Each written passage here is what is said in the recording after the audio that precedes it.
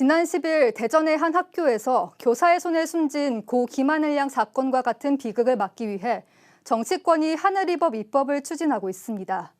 하지만 일선 교사들 사이에선 교사를 낙인 찍을 수 있다는 우려도 나오고 있는데요. 박영훈 기자가 보도합니다.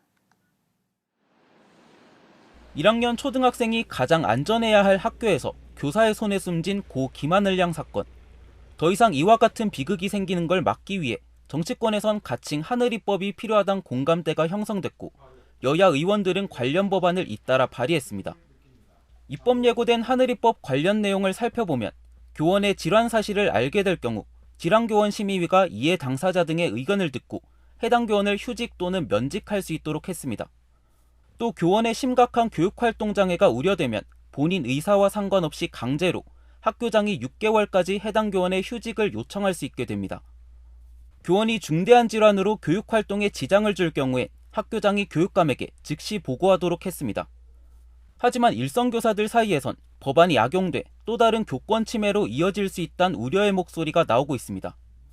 교육활동 장애 우려에 대한 기준이 모호한 데다 교권 침해를 당한 대다수의 교사가 우울증 진단을 받고 있는 상황에서 오히려 교원들이 치료받지 않고 병을 숨겨 악화시킬 수 있다는 겁니다.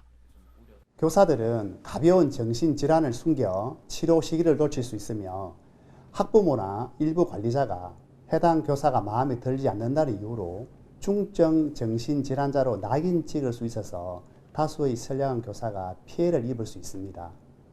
교사노동조합연맹이 지난 17일부터 이틀간 실시한 설문조사 결과에 따르면 교사 10명 중 9명은 교사들이 솔직하게 증상을 표현하지 않을 가능성이 높다는 이유로 모든 교사에 대한 주기적 정신건강검사를 반대했습니다. 대다수의 교사들은 법안이 정신질환을 가진 교사가 아니라 위중한 폭력적 전조 증상을 보이는 학교 구성원에 맞춰져야 한다고 말합니다. 교사들은 재발 방지를 위해선 교원을 포함한 학교 구성원 누구나 위중한 폭력적 전조 증상을 보일 경우 교육당국 직권으로 분리해 진료하는 게 가장 중요하다고 답했습니다. 또 보호자 대면인계 의무화 등 돌봄교실 안전지침을 구체화하고 학교 보안시설과 인력을 확충해야 하는 게 우선이라고 지적했습니다. 정부를 포함한 각 지자체에선 하늘이법의 조속한 입법을 촉구하고 있는 상황. 하늘이법이 제2의 아동학대법이 돼 교육활동을 위축시키지 않도록 법안 도입에 신중한 접근이 필요해 보입니다. JCN 뉴스 박영훈입니다.